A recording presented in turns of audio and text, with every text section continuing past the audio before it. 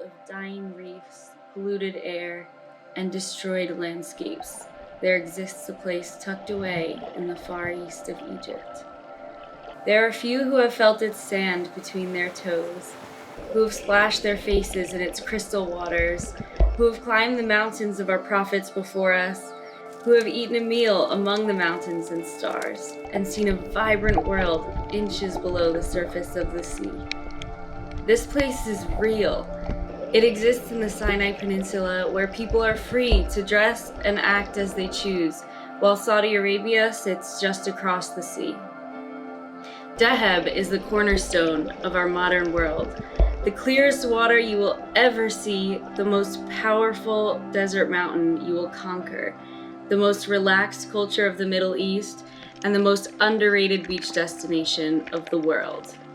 This is Dahab. Hi, I'm Ruthie. And I'm Hammer. And we are Two Get Outside. Two people getting outside looking for a new home. For 2 years. We recently spent a whole month in Egypt, and our favorite place that we visited the whole time is a place called Dahab. And Dahab is a beach community that's all the way to the east of Egypt in the Sinai Peninsula on the coast of the Gulf of Aqaba. Dahab is a place that there is so much marine life. It is some of the most beautiful waters that we have ever seen in our whole life. It's not as touristy as many of the other places that we've been to throughout the world. We pretty much had all of the waters to ourselves. We had the blue hole to ourselves, which is one of the most mystical places that we've ever been to in the whole world. In this video, we're going to go over how to get there and how to get around while you're there, where you should stay when you're there, and all the fun things that you can do while you're there. Let's just kick things off in terms of getting there. The most popular way of getting there is flying. You can fly into el-sheikh, which is about an hour south of Dahab. So from there, you could take either a taxi or a bus all the way over to Dahab. The other way you guys can get there is taking a bus from Cairo. So it's about $25 round trip to get there. I liked the bus route, but there was a couple things that we do want to say about that. Normally, the drive itself takes maybe 7 to 8 hours to go from Cairo to Dahab. But on a bus, on the way there, it takes a lot longer, up to maybe 10 to 11 hours, and the reason is because they have a lot of passport checks along the way. Sinai Peninsula is where you can get from Egypt to Saudi Arabia pretty much. You can also get to Israel, to Jordan. There's a lot of different places that could come in through there. They want to check the passports and just make sure that the right people are going in, coming back in, and nobody's getting in illegally.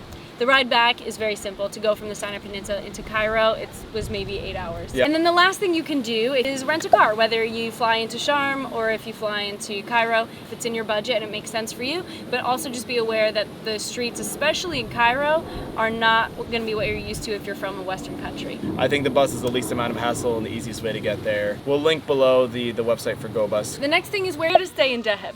We'll tell you where we stayed first and then just give you some general pointers from where you could stay if you don't want to stay in the same place. We stayed at a place called Bedouin Moon Hotel. It was incredible. We wanted to spend a little bit extra there and go and use a suite because we had just gotten engaged and this was a time that we were spending with our friends. Steph, how are you feeling? Tell YouTube. I'm feeling amazing with you. Like and subscribe. Like and subscribe. Ram, yeah. Make sure to hit that bell for notifications. Oh my God. Ian's the best. He's got his channel. It's called Ian Golf Fans Politics. Tea time with Ian Politics Golf Fans. Two different kinds of tea time. Yeah. Oh, whoa, that was good. So by balling out there, we spent $40 a night on a suite. So we had a huge bedroom, a balcony with a sea view, and on top of that, the staff at this place was amazing. They helped book a lot of the activities that we're going to tell you about. Mohammed, who runs the Bedouin Moon Hotel, is the best. And there was also a pool in the back that was super clean, super fun and refreshing. There was even a mountain behind the hotel so that we could climb up and see the entire city of Dahab from way up above for sunset. This is actually awesome. It's like a 5-minute walk from our hotel, which is like right down there by the pool. Ahmed's making the walk up there to the sun. And over there is Saudi Arabia. Over there is Blue Lagoon. And over there is Dahab. You guys are almost there.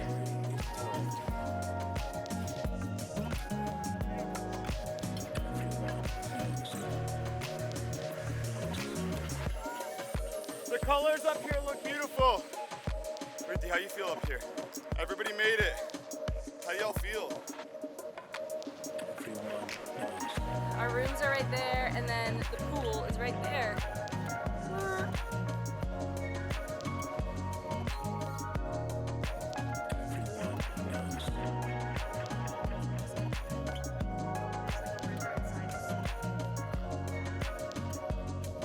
There's a lot more places that you can stay in Dahab. Obviously, inside the Bedouin Moon, it was about $20 to $30 for just regular rooms, but you can find so many hotels throughout the city. There are no major resorts or hotels. In Dahab, it's more about just relaxation and privately owned, super laid-back hotels. In Dahab, there's a ton of activities that you can do. The first big one that we loved was snorkeling. We went snorkeling 2 times in the Blue Hole. The Blue Hole is this huge blue hole in the water, and it's really cool. It's one of the most famous dive spots in the entire world, but it's also one of the most dangerous dive spots, which is why we decided to snorkel there. The first time we went snorkeling was absolutely amazing. It was in the middle of the day and it was hot outside, so it was super refreshing jumping into the water. And on top of that, there's so much marine life there. We saw fish of all kinds and you could see the colors in the reef and everything. It was absolutely incredible. The second time though was a little bit different. We're like going through a storm of jellyfish right now.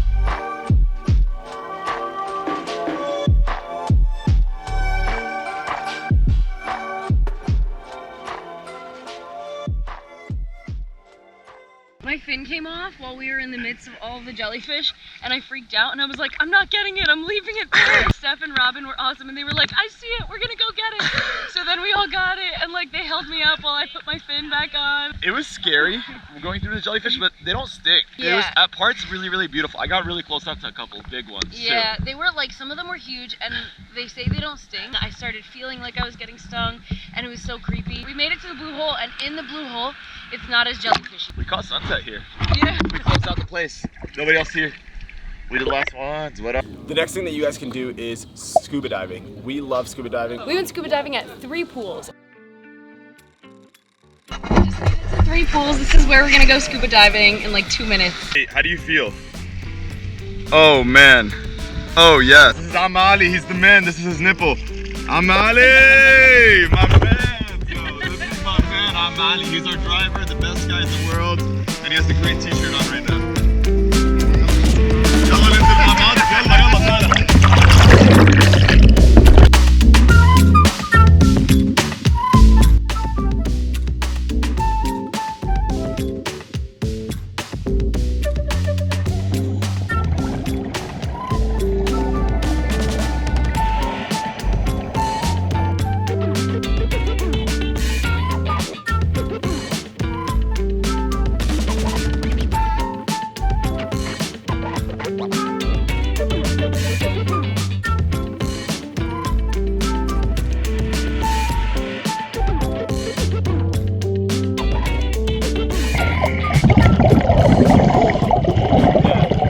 A ton of marine life, and depending on which company you go with, it will either be more or less money, so you can go for as little as $20 to $25. The next thing that we would definitely want to cover, and one of my most favorite things that we did in Dahab, is St. Catherine. This is a hike. St. Catherine is a town that's about an hour-and-a-half drive from Dahab, and it's at the base of Mount Sinai, which is the famous mountain where Moses went. The mountain where Moses went up and found the 10 Commandments, and apparently lightning struck and the 10 Commandments were just carved out of the tablets. And Wait, really? God came down and spoke to Moses, and Moses wrote them down on these rocks essentially and came down with the 10 Commandments, and Judaism was born. Was there lightning? You actually had a paper and pencil. I think there was a burning thing. I think my story is better. Oh, with the lightning.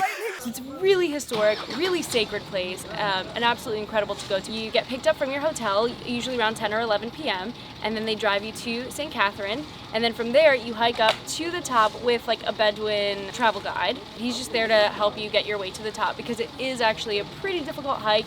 The total elevation gain is over 2,000 feet. And you're doing it in the middle of the night when you normally would be sleeping. Yeah, but the plus to that is you get to see the most amazing stars you will ever see in your whole life. Hammer's trying to get star pics right now. Oh, you can actually see that star up there. I've never seen the Milky Way before, and tonight I saw the Milky Way.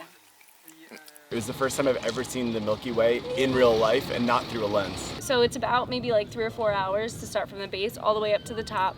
Then you relax for a minute, and then once it's maybe 30 minutes before the sun's supposed to rise, then you hike to the tippy top, and then you wait there and you take pictures and you sit there in silence, you talk to your friends, and you just like smile about how awesome life is. It was amazing. When you hike down to the bottom, you hike all the way down to the monastery where Moses lived, and you get to see the well that Moses drank out of and the burning bush and where he prayed. So it really is an amazing experience and one that you definitely cannot miss. It costs $15 for a whole day's excursion. So, yeah. And that covers transportation there and back. One of the most insane experiences that we've ever had in our whole life, and we've hiked all over the world. The next big thing that you guys want to do in Dahab is just relax. Go to the cafes, hang out. One of the most unique things about Dahab is that the cafes are all situated along the water, so you'll be able to see the water as you eat, as you smoke shisha, as you drink coffee. You could order food, jump in the water, come back, eat, jump in the water again. There's a lot of people who just go there and order coffee and hang out at the cafe for like 5-6 hours, and they will not pressure you to buy anything else. They're super chill. There was a group of 9 of us, and we went to the same one. It's called Everyday Cafe. We went there every single day that we were in Dahab. We'd go and do an excursion, then we'd come back and we'd relax there. If you're not traveling full time and you just want a vacation, it's the perfect kind of place to do it, because you can't relax in most places like you can at Dahab. I felt the most relaxed that I've ever felt in my whole life. And how can we forget the most important part of any vacation? Food. They have this really unique experience, which is bringing you for a Bedouin dinner. If you have like a group of 3 or more, they can take you all the way out to the mountains and basically make this dinner for just your group of friends. It is so quiet, there's no music, there's no sounds besides the sounds of the insects in the mountains and just the beauty of the stars lighting everything up. There's no lights at all, and it's an incredible experience. The food is amazing. Like, holy crap, I cannot understand how they are able to make such an amazing meal in the middle of the mountains with like no resources. Yeah, they did a great job. Another really cool activity that we did was ATV riding in the desert. A lot of times you can combine the ATV ride with something like snorkeling or scuba diving. So we combined it with snorkeling the first day, and you just get on the ATVs. Even if you've never driven one before, don't worry, you'll be fine. I never drove one before and it was awesome. You go on a ride all the way from the center in Dahab all the way over to the Blue Hole, and it's a really fun drive because in the beginning you're starting on the road, but on a lot of it you're like in the desert and you're riding along, and there was one point where we passed by camels that were walking along the beach too, and it's just a really cool experience to like feel the wind whipping through your hair. You get scarfed so the dust doesn't go all in your face and everything. So there's a lot more that we can say about Dahab. It is one of the most beautiful places in the whole entire world, and I am really happy that we spent some time there. One of the biggest things that I would recommend is making sure that you guys spend a lot more time than we did there. We only spent like 4 days there, and we wish that we spent 2-3 weeks there, honestly. So if you could extend your trip and stay at least a week, it'll give you enough time to really take it in and also have enough time to relax. The other big thing that I would recommend to you guys is just to go there without any plans. You don't need to have any plans at all when you get there. You can organize everything with the hotel that you're staying in. You can organize everything within the city center of Dahab. The last piece of advice is not to ruin it. We've seen so many places where a lot of tourists will end up coming and they'll ruin the marine life, they'll ruin the culture there. So if you go there, please be a responsible tourist, be happy, relax, and just don't kick the corals, don't abuse the workers, be good. We hope you guys enjoyed this. We have a lot more to come. We're obviously traveling for 2 whole years around the world, so a lot more to show you guys along the way. Like and subscribe if you enjoy this. See y'all later.